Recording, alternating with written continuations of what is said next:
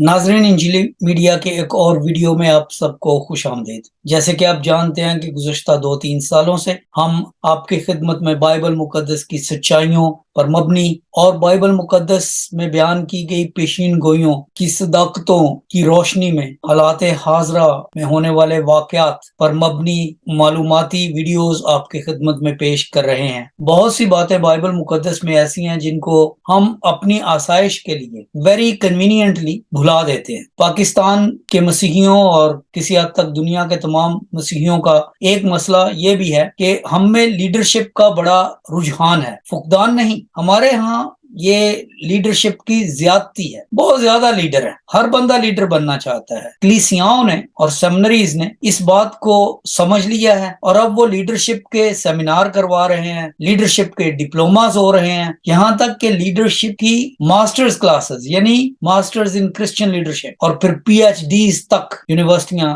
Degrees بھی دے رہی ہیں۔ کرسچن لیڈرشپ کیا ہے؟ جب خداوند یسوع مسیح اس دنیا پر تھے تو انہوں نے اپنے شاگردوں کو تعلیم دی اور انہیں دنیا میں شاگرد بنانے کے لیے بھیجا۔ انہوں نے اپنے شاگردوں کو دنیا میں انجیل کی منادی کرنے کے لیے بھیجا۔ انہوں نے اپنے شاگردوں کو انجیل میں اپنی گواہی دینے کے لیے دنیا میں بھیجا۔ بائبل مقدس میں آپ کو کہیں نہیں ملے گا کہ خداوند یسوع مسیح نے کہا جاؤ اور جا کر دنیا میں لیڈرز بناؤ۔ اور چونکہ ہم وہ بننا چاہتے ہیں مسیحی ہوتے ہوئے جس کا ہمیں حکم نہیں ہے، اس لیے مسیحیت اور مسیحی کلیسیاؤں اور مسیحی اداروں کا وہ حال ہے جو ہم سب کے سامنے ہے۔ یعنی خداوند یسوع مسیح نے ہمیں شاگرد بننے اور بنانے کا کہا، خداوند یسوع مسیح نے ہمیں انجیل سنانے کا کہا، خداوند یسوع مسیح نے ہمیں گواہی دینے کا کہا، خداوند یسوع مسیح نے یہ کہا کہ تم دنیا کی انتہا تک میرے گواہ ٹھہرو گے۔ ہم ان باتوں کو چھوڑ کر اب کشمکش یہ ہے کہ لیڈر کون ہے۔ لیڈرشپ کے بارے میں بھی خداوند یسوع مسیح نے بہت سی باتیں کی ہیں۔ میں آپ کی توجہ آج ان کی طرف نہیں بلکہ بائبل مقدس میں ایک ایسی تمثیل کی طرف دلانا چاہتا ہوں جو لیڈرشپ کے متعلق ہے۔ میری خواہش ہے کہ ہمارے تمام لیڈرز، اور میری درخواست ہے کہ اگر آپ یہ ویڈیو دیکھ رہے ہیں تو جو آپ کے لیڈرز ہیں ان کو بھی آمادہ کریں کہ یہ ویڈیو دیکھیں، کیونکہ یہ پیغام میرا نہیں، بائبل مقدس میں سے۔ بائبل مقدس میں ایک تمثیل ہے لیڈروں کے متعلق، بڑے مخصوص حالات کے لیے وہ تمثیل لکھی گئی تھی، لیکن ہمارے ہاں وہ مخصوص حالات ہمیشہ قائم رہتے ہیں۔ لہٰذا میں آپ کی توجہ دلانا چاہتا ہوں قضات کی کتاب اور اس کا 9واں باب اور اس کی 8ویں سے لے کر 15ویں آیت تک۔ یہ بات میں پہلے بائبل مقدس میں سے ڈائریکٹلی پڑھنا چاہتا ہوں اور پھر ہم اس پہ تھوڑا سا تبصرہ کریں گے۔ قضات 9 باب 8ویں آیت سے پڑھ رہا ہوں۔ ایک زمانے میں درخت چلے تاکہ کسی کو مسا کر کے اپنا بادشاہ بنوائیں، سو انہوں نے زیتون کے درخت سے کہا کہ تو ہم پر سلطنت کر۔ تب زیتون کے درخت نے ان سے کہا کیا میں اپنی چکناہٹ کو، جس کے باعث میرے وسیلے سے لوگ خدا اور انسان کی تعظیم کرتے ہیں، چھوڑ کر درختوں پر حکمرانی کرنے جاؤں؟ تب درختوں نے انجیر کے درخت سے کہا کہ تو آ اور ہم پر سلطنت کر۔ پر انجیر کے درخت نے ان سے کہا کیا میں اپنی مٹھاس اور اچھے اچھے پھلوں کو چھوڑ کر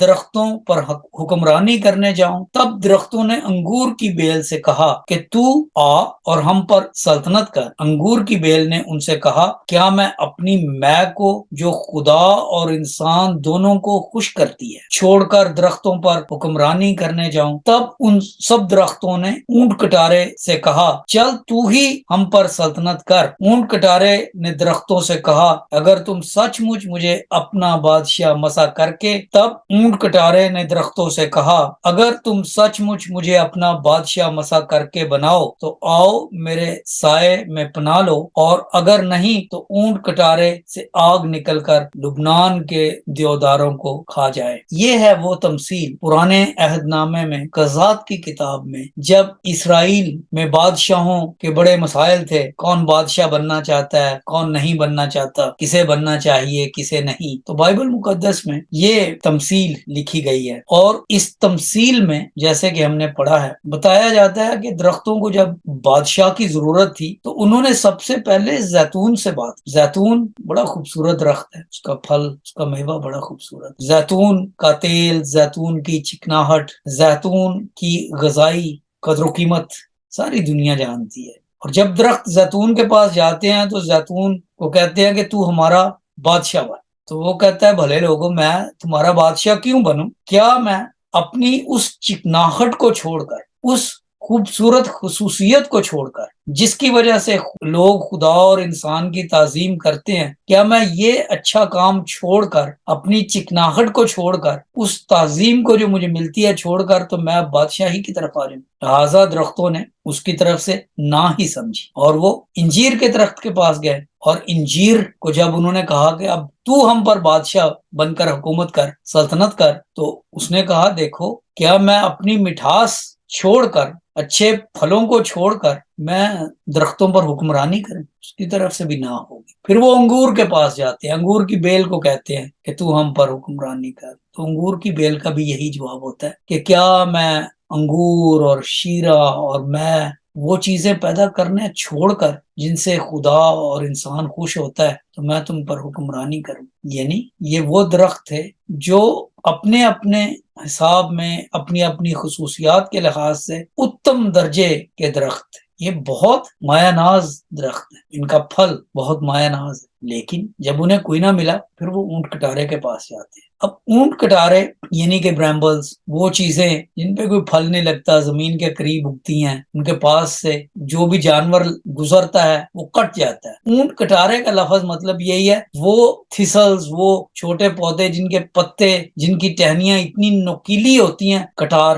تو یہ اونٹ کٹارے کے پاس گیا، انہوں نے کہا کہ میرا تو چلو کوئی کام نہیں، لوگ تو مجھ سے بچ کے جاتے ہیں، میں تو ویسے بھی لوگوں کو، جانوروں کو زخمی کرنے کا کام ہی کرتا ہوں، چلو میں ہی تمہارا بادشاہ بن جاتا، کر لو مجھے مسئلہ۔ اس تمثیل میں بہت گہرا مطلب اور معنویت کا ایک خزانہ چھپا ہے۔ یعنی جو لوگ لیڈرشپ کے پیچھے بھاگتے ہیں، اونٹ کٹارے نے کوئی جواز نہیں دیا کہ میں تو کچھ اور کر رہا ہوں، فارغ بیٹھا ہے، انتظار کر رہا ہے کون سا جانور گزرے تو میں اس کو زخمی کروں، کون سا انسان گزرے، اور اس نے لیڈرشپ فوراً قبول کی۔ اگر آپ لیڈر ہیں تو بائبل مقدس کی باقی تمثیلوں کے ساتھ، باقی حوالوں کے ساتھ، قضات 9 باب 8 آیت سے لے کر 15ویں آیت تک کا یہ حوالہ بھی پڑھیے۔ عین ممکن ہے کہ خدا نے آپ کو لیڈرشپ کے لیے چن لیا ہے، مگر یہ بھی ممکن ہے کہ آپ کی لیڈرشپ آپ تک تب پہنچی ہے جب قابل اور صلاحیتوں سے بھرپور، دانشور اور خداوند یسوع مسیح کی محبت اور روحانیت میں کھبے ہوئے لوگوں کو یہ موقع نہیں ملا، لہٰذا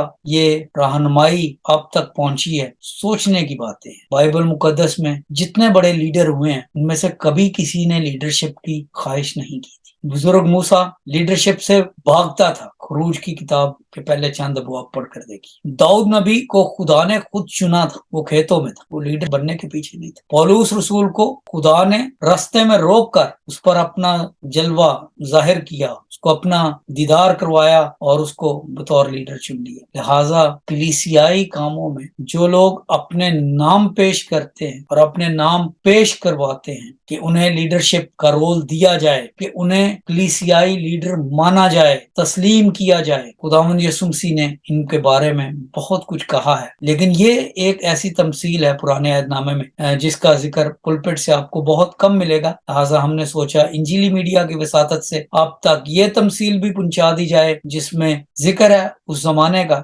جب درخت چلے کہ اپنے لیے ایک بادشاہ مسا کرے۔ آج کل بادشاہوں کا نہیں، پریزیڈنٹس کا، بشپس کا، سیکرٹریز کا، باقی چیئرمینز کا اور اس طرح کے لیڈروں کا زمانہ ہے، لہٰذا ان باتوں کے بارے میں سوچئے۔ Think about these things. God bless all of you. خداوند آپ کے ساتھ ہو۔ اگر آپ نے انجیلی میڈیا کو ابھی تک سبسکرائب نہیں کیا تو اسے سبسکرائب کیجئے، شیئر کیجئے اور ہمیں اپنی دعاؤں میں یاد رکھیے۔ Thank you very much.